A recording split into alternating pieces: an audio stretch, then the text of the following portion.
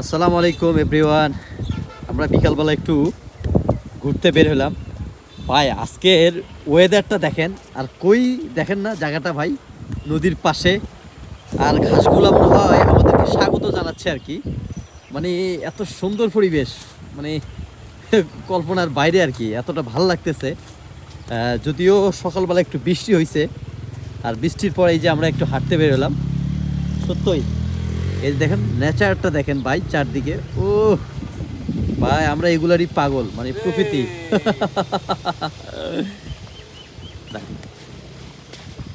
ভাই দেখেন এটা সেই নেচার এই যে ভাই। সবুজ ঘাস, ও মানে গ্রাম্য পরিবেশ, বলার বাইরে, আর এই যে বাতাস হচ্ছে। আম বাগান। ও, অস্থির ভিউ, অস্থির। মানে এগুলাই আসলে আমরা প্রকৃতিকে ভালোবাসি যেহেতু, হ্যাঁ, এই এই ভিউগুলো আসলে মাথা নষ্ট করা। সত্যই খুব ভালো লাগার জায়গাটা, অসাধারণ। ও চারদিকে বাতাস দেখায় আপনাদেরকে একটু দেখেন।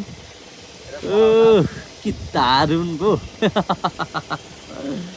দেখেন পরিবেশটা, অস্থির একটা ভিউ, দারুণ।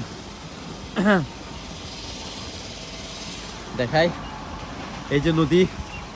তবে দুঃখজনক এটাই, এত সুন্দর একটা নদী কিন্তু পানি কিন্তু দূষিত। বিভিন্ন ওয়াশিং প্ল্যান্টের কারণে, বিভিন্ন ডাইং কারখানার কারণে এই পানিগুলা দূষিত আর কি। আর দেখেন না পানিগুলা কি কালো হয়ে গেছে, কি অবস্থা। ও অস্থির ভিউ,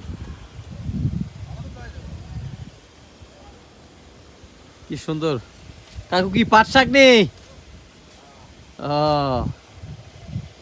কি দারুণ। দেখেন কি বাতাস উঠতেছে, জানি না আপনারা বাতাসের শব্দ পাচ্ছেন কিনা।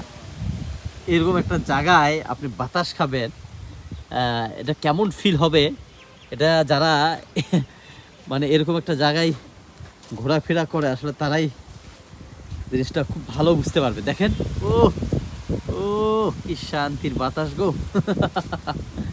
অস্থির অস্থির অস্থির। ওর ভাই কি অবস্থা, জায়গাটা কেমন লাগতেছে?